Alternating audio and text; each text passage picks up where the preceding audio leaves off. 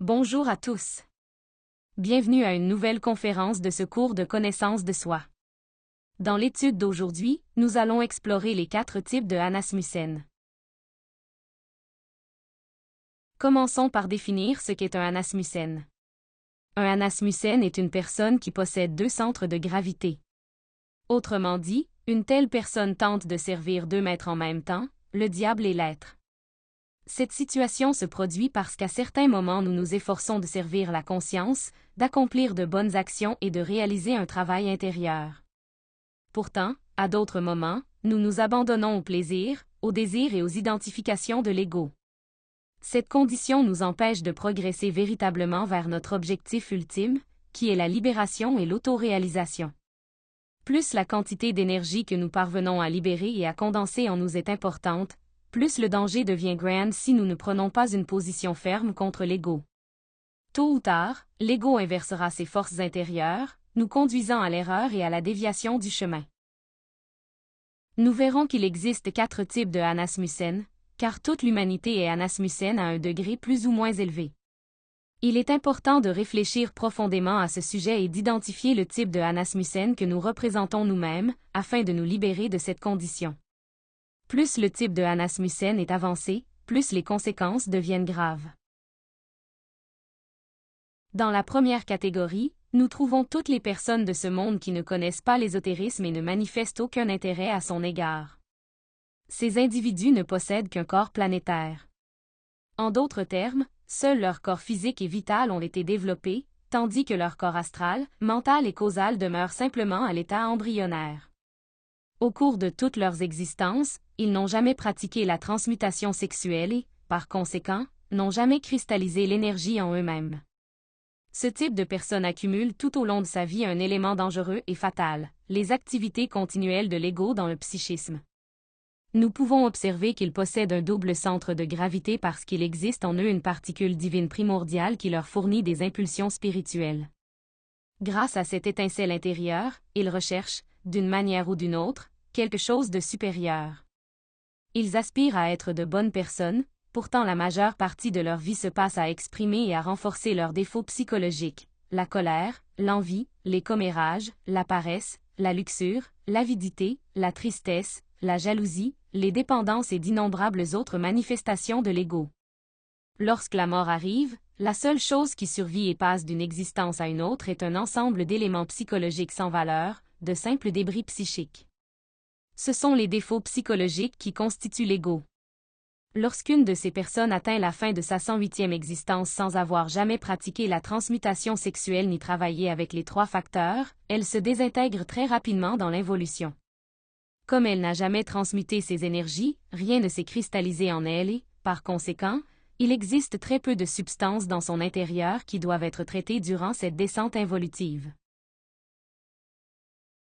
La deuxième catégorie est composée de ceux qui ont réussi à créer le corps astral mais qui n'ont pas réussi à mourir en eux-mêmes. Autrement dit, il s'agit de personnes qui, dans une existence antérieure, ont reçu la connaissance du suprasexe, l'ont pratiqué et ont réussi à créer le corps astral pour leur propre usage. Cependant, elles n'ont pas poursuivi le travail ésotérique. Elles ont manqué de continuité de dessin parce qu'elles n'ont jamais établi un centre de gravité permanent autour de leur travail intérieur. Rappelons que, à mesure que nous créons les corps existentiels de l'être, nous développons des forces, des facultés et des pouvoirs. Pourtant, si nous ne maintenons pas la continuité dans notre quête de l'autoréalisation, si nous n'établissons pas un centre de gravité permanent autour des pratiques qui éveillent la conscience, si nous ne prenons pas la décision radicale de mourir en nous-mêmes et d'éliminer chacun de nos moi psychologiques, en particulier ces moi de sorcellerie qui se fascinent pour l'usage et le développement des facultés occultes, et si nous ne consacrons pas fermement notre temps, nos forces et notre énergie au développement de notre être intérieur, alors nos défauts psychologiques finiront par prendre possession de ces facultés et de ces pouvoirs et les utiliseront pour nous conduire à l'erreur. C'est pour cette raison que ce type de Hanasmussen finit fréquemment par se consacrer à la sorcellerie et à la magie noire, en utilisant à cette fin les capacités fournies par le corps astral. Lorsqu'ils meurent, il est courant qu'ils emportent certaines facultés dans leur existence suivante, et ils continuent souvent sur le même chemin de sorcellerie et de magie noire dans cette nouvelle vie. Lorsque leur 108 existence arrive à leur terme, ils entrent dans le processus de l'involution.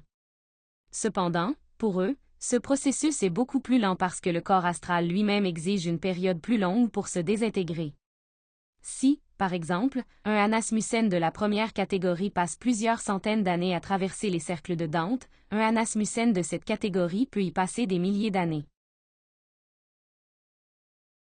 La troisième catégorie est formée par ceux qui ont réussi à créer les 5 corps solaires mais qui n'ont jamais atteint la mort définitive de l'ego.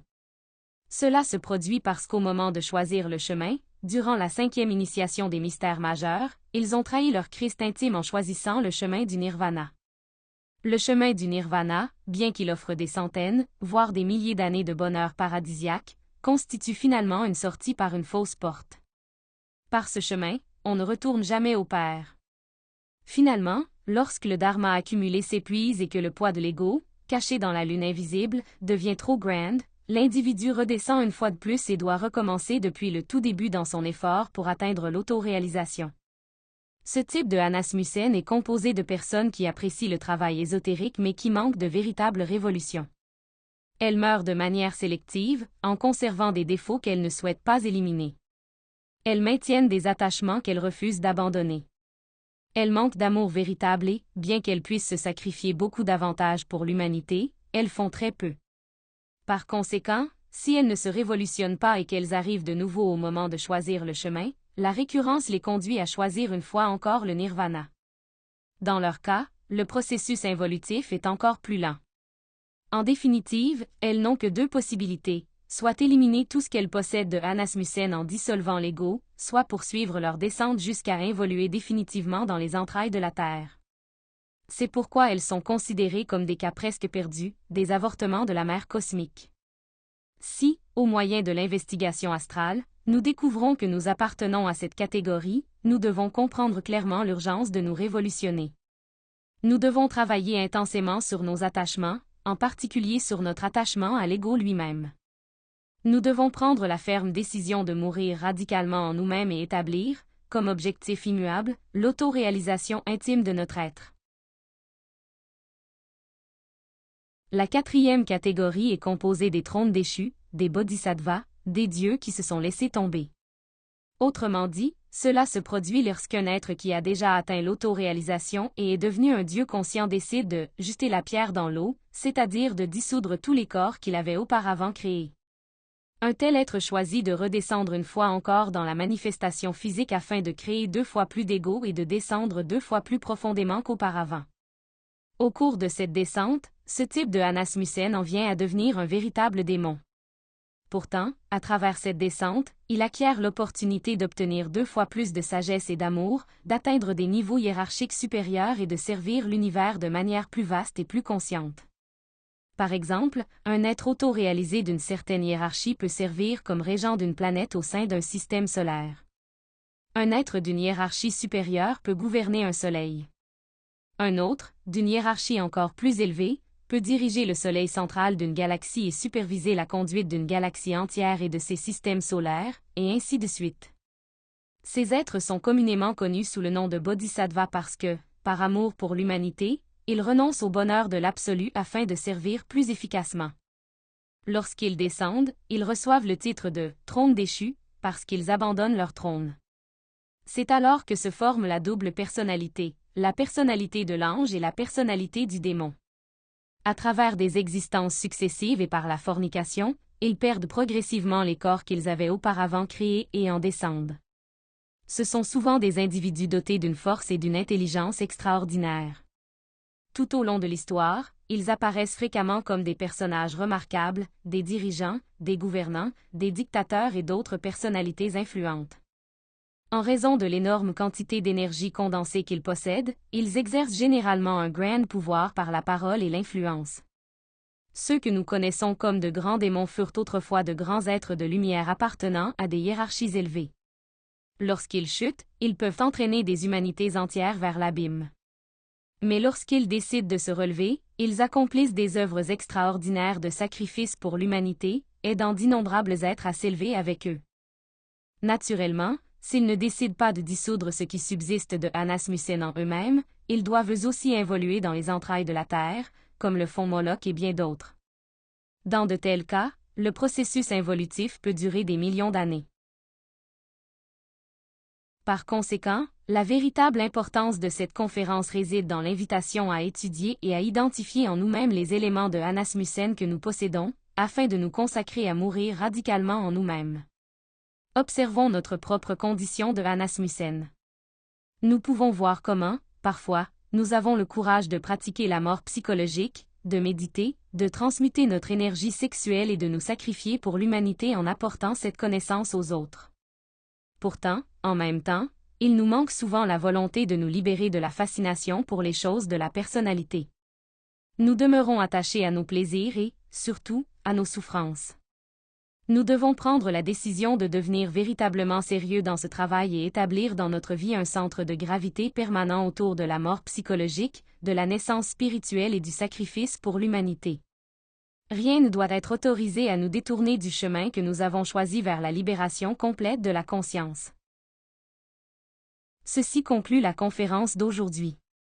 J'espère qu'elle servira de source de réflexion et qu'elle vous inspirera à développer la continuité de dessin nécessaire pour établir un centre de gravité permanent autour de l'autoréalisation intime de votre être, quel qu'en soit le prix. Je voudrais maintenant vous inviter à notre prochaine conférence de la phase B, les 3 types de tantrisme. Nous y étudierons en profondeur les 3 formes de sexualité qui existent, et nous découvrirons pourquoi la grande bataille entre les magiciens blancs et les magiciens noirs trouve sa racine dans le sexe. À la prochaine!